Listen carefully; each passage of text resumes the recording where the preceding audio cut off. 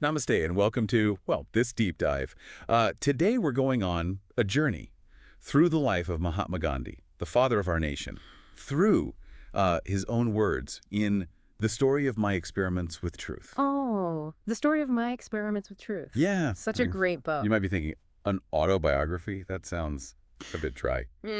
But trust me, this is no ordinary biography. It's more like a lab notebook, really. Wow. Each experience, each challenge Gandhi faced became an experiment Huh? in understanding truth Right. and applying it to his own life and to the struggle for India's freedom. Exactly. So we're not just going to list dates and events. Yeah. We're going to unpack the evolution of his ideas, his internal battles, and the surprising moments that shaped him into the Mahatma.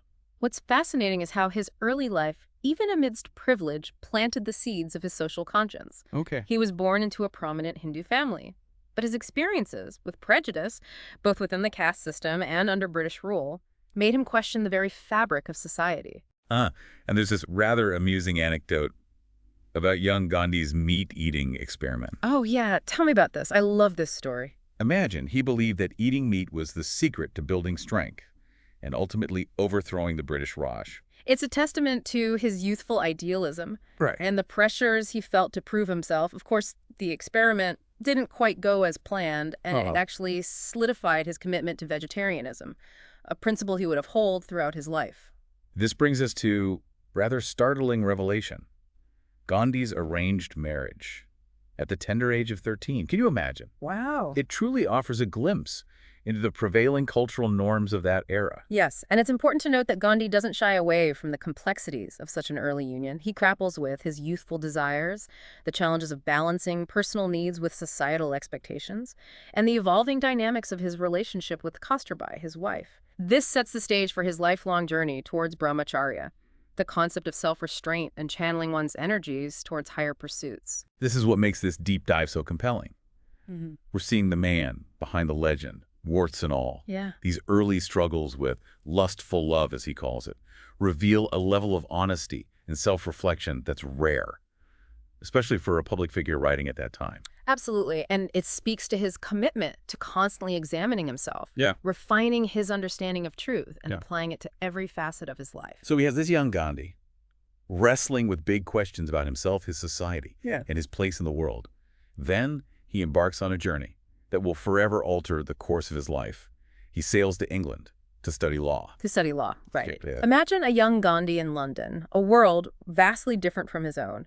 He experiences intense culture shock, grapples with loneliness, navigates dietary restrictions in a foreign land, and faces the constant temptation to conform to the ways of the English gentleman. Sounds like a recipe for disaster, no. But here's where it gets interesting. He finds his voice, his purpose, through vegetarianism. Precisely. He immerses himself in the burgeoning vegetarian movement, joins societies, engages in passionate debates, and devours books like Salt's A Plea for Vegetarianism. What began as a personal conviction blossoms into a cause he champions, advocating for animal welfare and ethical living. This experience also opens his mind to other faiths and philosophies. He delves into the teachings of Christianity, comparing them with the wisdom of the Gita and the light of Asia, the story of Buddha. Oh, interesting. Yes. This exploration is crucial. It allows him to develop a profound respect for religious diversity, sowing the seeds of tolerance and understanding that would later become central to his philosophy. So Gandhi returns to India, armed with a law degree and a newfound clarity about his values and purpose. This is where his legal career begins. But as we know, his path takes an unexpected turn in South Africa. Yes, he faces numerous challenges in his early legal practice. First as a struggling barrister in Bombay, and then a defining moment occurs in South Africa. He's forcibly removed from a train compartment simply because of his race, subjected to the indignity of racial discrimination. Such blatant injustice. It's unimaginable. How did he respond? This is where the seeds of satyagraha, his philosophy of nonviolent resistance, are sown, in a remarkable display of restraint. He chooses not to press charges against his attackers. This unexpected act of forgiveness captures public attention, garnering sympathy for the plight of Indians in South Africa and challenging the deeply entrenched system of racial segregation. So instead of meeting violence with violence, he chooses compassion and it works. Precisely. It's a powerful illustration of how unconventional actions can disrupt oppressive systems and awaken the conscience of a nation. This experience solidifies his commitment to nonviolence as a potent tool for social change, a principle he would refine and apply throughout his life. His response is truly remarkable. It's no surprise that he goes on to establish the Natal Indian Congress, taking on the mantle of leadership for his community. Absolutely. Yeah. Gandhi throws himself into organizing and mobilizing the Indian community in South Africa.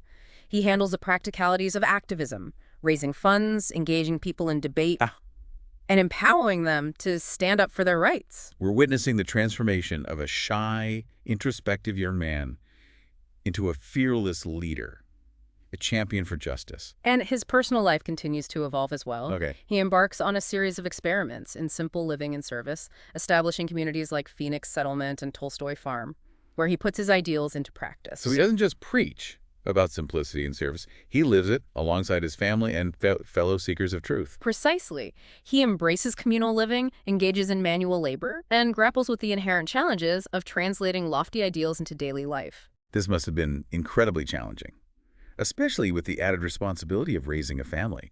How did he manage to balance his personal life with his burgeoning public role? His autobiography sheds light on this aspect as well, his role as a father, his unconventional approach to education, and the complexities of his relationship with Kasturbai as they navigate these uncharted waters together. There's so much to unpack here. We've only just scratched the surface of Gandhi's early life and the profound experiences that shaped his worldview. And this is merely the beginning. In the next part of our deep dive, we'll explore Gandhi's return to India, his pivotal role in the struggle for independence, and the evolution of Satyagraha into a powerful force that would shake the foundations of the British Empire. I can't wait. Gandhi's return to India, well, it marked a turning point, not just for him, but for the entire nation.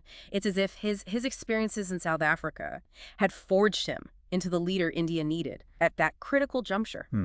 His autobiography recounts a particularly striking episode. In Champaran. Champaran, yes. A rural district in Bihar. What drew him to this remote corner of India?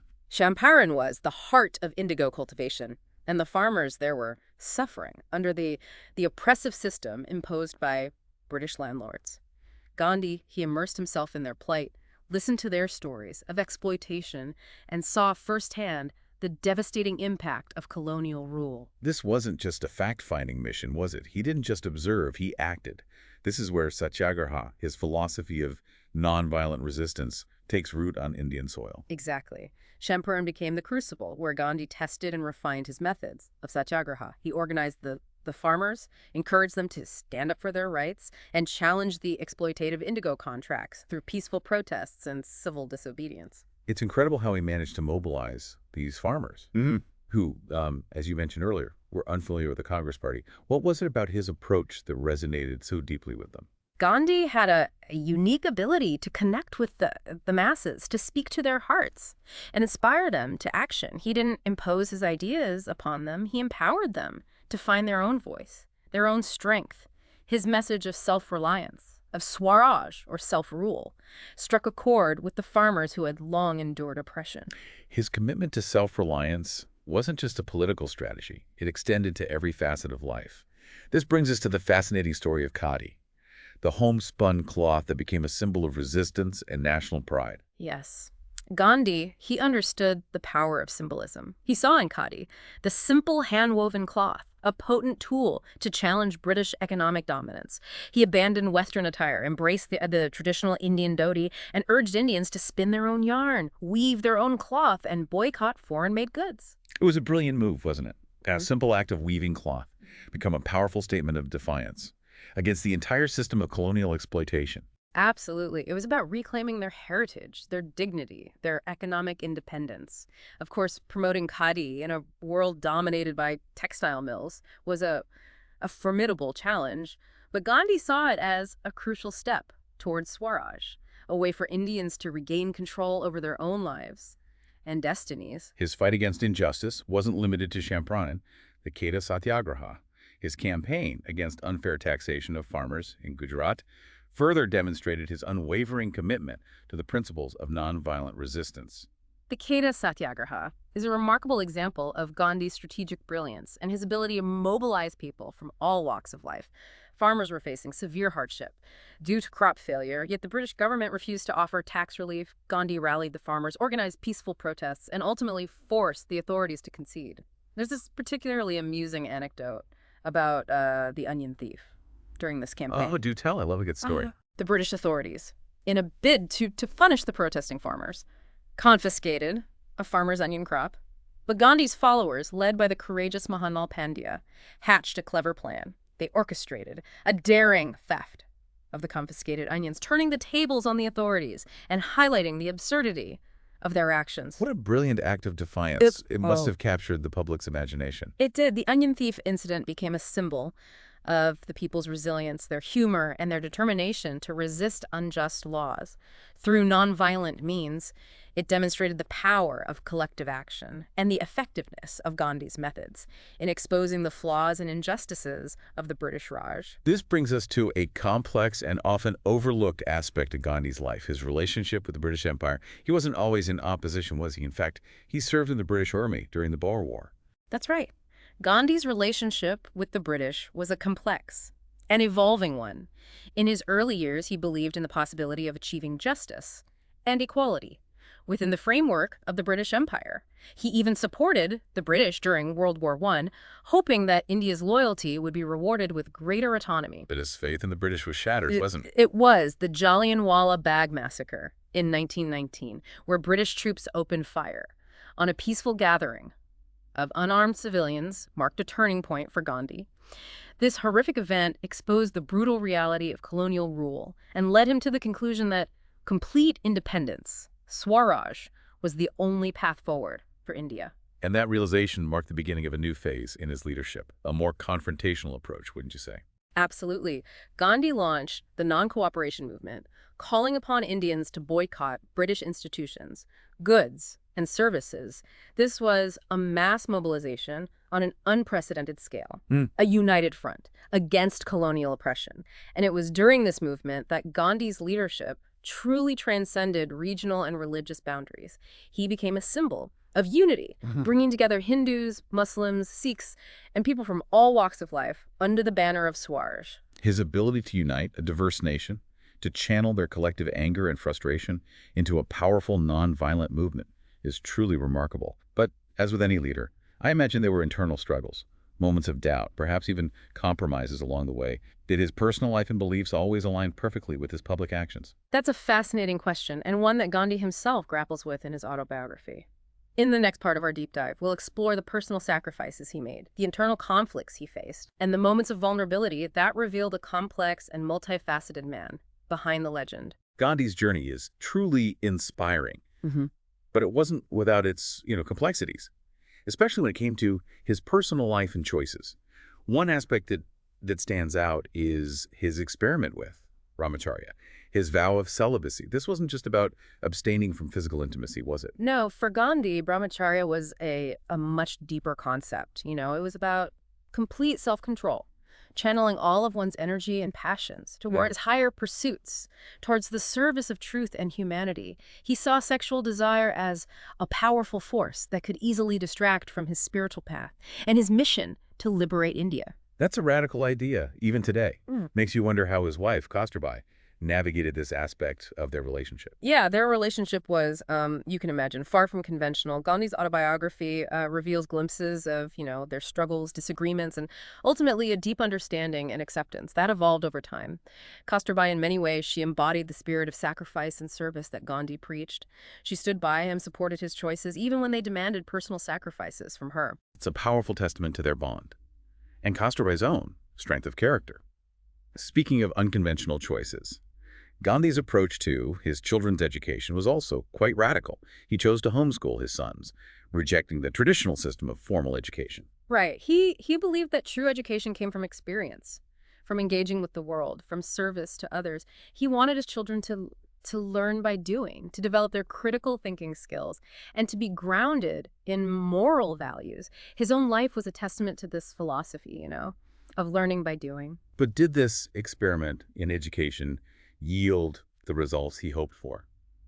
I recall you mentioning some challenges with his eldest son, Harlal. Yes. Gandhi's relationship with Harlal was complex and often strained. Harlal struggled with his father's unconventional ways, yearned for a more traditional education, and rebelled against the expectations placed upon him as the son of Mahatma Gandhi. It's a poignant reminder that even the most well-intentioned experiments can have unintended consequences, especially when it comes to family dynamics. Even Gandhi, with all his wisdom and compassion, had to grapple with the complexities of fatherhood. Absolutely. And Gandhi, to his credit, acknowledges his shortcomings as a father in his autobiography. He doesn't shy away from his regrets, his failings, his moments of doubt. This humanizes him, makes him relatable, even amidst the extraordinary circumstances of his life. This honesty, this willingness to expose his vulnerabilities, is what makes his autobiography so compelling. It's not a hagiography, it's a journey of self-discovery, a testament to the constant struggle for self-improvement. Another aspect that struck me was his unwavering commitment to nonviolence. Even in the face of extreme provocation, he was attacked, beaten, imprisoned, yet he never wavered from his belief in the power of love and forgiveness. The incident in Durban, where he was nearly lynched by a mob, is a chilling example of the violence he faced. Yet even in that moment of terror, he refused to press charges against his attackers, arguing that they were misled by prejudice and acted out of ignorance rather than malice. Such extraordinary forgiveness is almost beyond comprehension, especially in the face of such brutality. Did he ever experience moments of doubt, of anger, of a desire to retaliate? Of course, Gandhi was human after all. He experienced the full range of human emotions. There's a passage in his autobiography where he describes his internal struggle when faced with the decision of whether or not to support the British war effort during World War I. That must have been a deeply conflicted moment for him, given his commitment to nonviolence. It was. He grappled with his conscience, weighing his loyalty to the empire against his principles. Ultimately, he chose to support the war effort, believing it was his duty as a British subject. But he made it clear that this decision didn't compromise his ultimate goal of achieving India's independence. It's a complex decision, one that reflects his pragmatism and his ability to navigate the political landscape while staying true to his core values. And throughout his long and tumultuous journey, he never lost sight of his ultimate goal, Swaraj, the complete independence of India. Gandhi's life was a tapestry woven from threads of personal transformation, social activism, and political revolution. He believed that individual growth was inextricably linked to societal progress, that one couldn't achieve true external freedom without first attaining inner freedom. His life was an experiment, wasn't it? An experiment in truth, in nonviolence, in self-reliance, and in the power of love to transform individuals and nations. What a legacy to leave behind. Indeed. And what's truly remarkable is that his message continues to resonate across generations and continents. Gandhi's life offers a blueprint, a set of principles for living a life of purpose, integrity, and service to humanity. Gandhi's life shows us that it's a continuous journey of self-discovery. It's about testing our own beliefs, pushing our own boundaries, and refining our understanding of truth through lived experience. It's about embracing the struggles and the triumphs, the moments of doubt, and the unwavering commitment to our values. And if Gandhi, with all his, imperfections and contradictions, could achieve so much, imagine what we can accomplish if we dare to experiment with our own lives, embrace the power of nonviolence, and dedicate ourselves to a cause greater than ourselves. What a powerful thought to leave our listeners with. We encourage you to explore Gandhi's writings, delve into his biographies, and reflect on the impact of his legacy on our world today. Until next time, keep diving deep.